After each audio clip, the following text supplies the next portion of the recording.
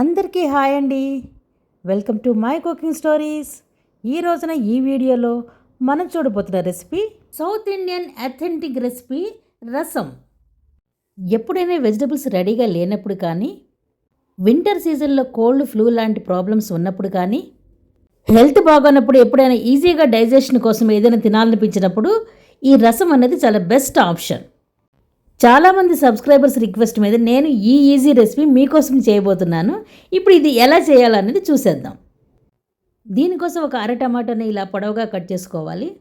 2 రెబ్బల కరివేపాకు, ఒక పచ్చిమిర్చి, కొద్దిగా కొత్తిమీర, 2-3 ఎండుమిర్చి, కొద్దిగా చింతపండు, ఒక 6-7 గార్లిక్. పోపులోకి ఆవాలు, నూనె, ఉప్పు, పసుపు, కొద్దిగా ఇంగువను కూడా వాడతాము. దీనితో పాటు మనకి రసం పౌడర్ కూడా కావాలి. ఆ రసం పౌడర్ అనేది మీరు రెడీమేడ్ అయినా వాడచ్చు, లేదా మనమే సొంతంగా చేసుకోవచ్చు. ఇప్పుడు ముందుగా రసం పౌడర్ని ఎలా తయారు చేయాలి అనేది చూద్దాము. దానికి కావాల్సిన ఇంగ్రీడియంట్స్: 1 టేబుల్ స్పూన్ కందిపప్పు, ఒక 4 టేబుల్ స్పూన్స్ వరకు ధనియాలు, 1/2 టేబుల్ స్పూన్ మెంతులు, 1 టేబుల్ స్పూన్ మిరియాలు, 1 టేబుల్ స్పూన్ శనగపప్పు, ఒక 10-12 ఎండుమిర్చి, 2 కరివేపాకు రెబ్బలు, ఫ్రై చేయడానికి కొద్దిగా ఘీ. వీటిని ఫ్రై చేసుకుని రసం పౌడర్ని తయారు చేద్దాం. ముందుగా ఒక ప్యాన్ తీసుకుని అది వేడిపడిన తర్వాత అందులోనికి ఎండుమిర్చిని వేసుకుని మనం ఫ్రై చేసుకోవాలి. ఎండుమిర్చి మరీ నల్లబడిపోయి మాడిపోకుండా వీటిని కొద్దిగా ఫ్రై చేసుకున్న తర్వాత తీసి పక్కన పెట్టుకోవాలి. ఇప్పుడు అదే ప్యాన్లోనికి 1 టేబుల్ స్పూన్ వరకు ఘీని తీసుకోవాలి. ఈ ఘీకి బదులుగా మామూలు ఆయిల్నైనా తీసుకోవచ్చు. నేను ఘీ తీసుకుంటున్నాను. ఇప్పుడు దీనిలోనికి మిగిలిన స్పైసెస్ అన్నిటిని కూడా వేసి ఫ్రై చేసుకోవాలి. ముందుగా శనగపప్పును తీసుకుని దీన్ని ఇలా ఫ్రై చేసుకుంటాము.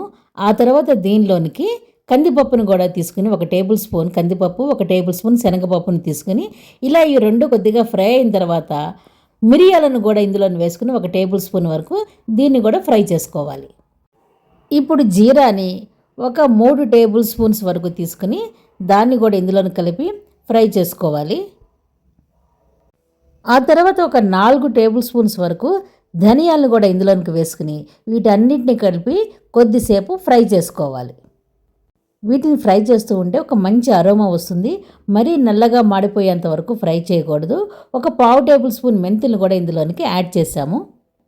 ఇప్పుడు అన్నిటిని కలిపి ఒకసారి ఫ్రై చేసుకుని దీనిలోనికి ఇప్పుడు మనం కరివేపాకును కూడా ఒక 2 రెబ్బల వరకు వేసుకుని దాన్ని కూడా వేసుకుని ఫ్రై చేస్తే ఈ రసం పౌడర్ అనేది మరింత టేస్టీగా వస్తుంది. ఇప్పుడు అన్నిటిని కలిపి మరికొద్దిసేపు మనం ఫ్రై చేసుకోవాలి. ఏది కూడా మాడిపోకుండా జాగ్రత్తగా చూసుకుంటూ అన్నీ ఫ్రై అయిన తర్వాత ఇప్పుడు మనం స్టవ్ని ఆఫ్ చేసేసుకోవాలి. కొద్దిసేపు చల్లారిన తర్వాత మనం వీటిని గ్రైండ్ చేసుకుందాం. అవన్నీ చల్లారిన తర్వాత మిక్సీ జార్ని తీసుకుని ముందుగా ఎండుమిర్చిని ఒకసారి గ్రైండ్ చేసుకున్న తర్వాత మిగిలిన స్పైసెస్ని కూడా యాడ్ చేసి వాటిని కూడా గ్రైండ్ చేసుకుని ఇలా ఫైన్ పౌడర్గా చేసి పెట్టుకుంటాము. ఇలా చేసుకున్నటువంటి ఈ రసం పౌడర్ని మనం ఒక 2 months వరకు కూడా స్టోర్ చేసి పెట్టి వాడుకోవచ్చు. ఇప్పుడు ప్రస్తుతానికి మనం 1 టేబుల్ స్పూన్ మాత్రమే వాడతాము. మిగిలినది స్టోర్ చేసి పెట్టుకొని నెక్స్ట్ అవసరమైనప్పుడు వాడుకోవచ్చు. ఇప్పుడు రసం చేయడానికి మనం చింతపండుని ఇలా వేడి నీళ్ళల్లో నానబెట్టుకుంటాము. తర్వాత గార్లిక్ని తీసుకుని దాన్ని కొద్దిగా కచ్చా పచ్చాగా దంచుకుని దీన్ని రెడీ చేసి ఇలా పక్కన పెట్టుకుంటాము. ఇప్పుడు రసం తయారు చేయడం కోసం ఒక ప్యాన్లోనికి ఒక 2 టేబుల్ స్పూన్స్ ఆయిల్ తీసుకుని దానిలోనికి దంచి పెట్టుకున్నటువంటి వెల్లుల్లిని యాడ్ చేసుకుని 1 టేబుల్ స్పూన్ ఆవాలను కూడా అందులోనికి వేసుకుని మధ్యలోనికి తుంచినటువంటి 2 ఎండుమిర్చిని కూడా ఇందులోనికి యాడ్ చేసుకుంటాము. ఇప్పుడు వీటన్నిటిని కూడా కొద్దిగా ఫ్రై చేసుకుంటాము ఆవాలు చిటపటలాడేంత వరకు. ఇప్పుడు ఒక కరివేపాకు రెబ్బను పూర్తిగా ఈ విధంగా వేసుకుని మరొక రెబ్బను ఆకులుగా తీసి వేస్తున్నాను. ఇలా వీటన్నిటిని కూడా ఇప్పుడు మనం ఫ్రై చేసుకుంటున్నాము. వీటన్నిటిని ఒకసారి ఈ విధంగా కదుపుకొని వీటిలోనికి కట్ చేసి పెట్టినటువంటి టమాటా ముక్కల్ని యాడ్ చేసుకుని చిటికెడు పసుపును కూడా దానికి యాడ్ చేస్తాము. వీటిని ఈ విధంగా ఒక 2 నిమిషాల పాటు ఫ్రై అవ్వనివ్వాలి. ఇందులో చిటికెడు ఇంగువని వేసుకుని దీనిని ఒకసారి కదుపుకొని మనం నానబెట్టినటువంటి చింతపండు నీటిలోని పిప్పినంత తీసివేసి ఆ చింతపండు నీటిని మాత్రమే ఇందులోనికి యాడ్ చేసుకోవాలి. ఇప్పుడు ఈ చింతపండు నీటితో పాటు మరొక 1/2 లీటర్ వరకు మామూలు నీటిని కూడా యాడ్ చేసుకుంటాము. ఇప్పుడు దీనిలోనికి మనం గ్రైండ్ చేసి పెట్టుకున్నటువంటి రసం పౌడర్ని 1 టేబుల్ స్పూన్ వరకు యాడ్ చేసుకుంటాము. ఇప్పుడు దీనిలోనికి తగినంత సాల్ట్ని కూడా మనం యాడ్ చేసుకుంటాము. టమాటాల్లోనూ చింతపండులోనూ ఉన్నటువంటి పులుపు కానీ సాల్ట్ కానీ ఈ టేస్టులన్నీ కూడా బ్యాలెన్స్ అవ్వడం కోసం మనం ఇలా ఒక పావు టేబుల్ స్పూన్ వరకు బెల్లం యాడ్ చేసుకుంటే టేస్టులన్నీ కూడా సరిగ్గా బ్యాలెన్స్ అవుతాయి. ఒక పచ్చిమిర్చిని నిలువుగా చీల్చుకుని ఇందులోనికి వేసుకుంటాము. తర్వాత చివరగా కొద్దిగా కొత్తిమీరని కూడా ఇందులోనికి యాడ్ చేసుకుని ఒక 2 లేదా 3 నిమిషాల వరకు దీనిని ఇలా మరిగించుకుంటే మనకి రసము రెడీ అయిపోతుంది.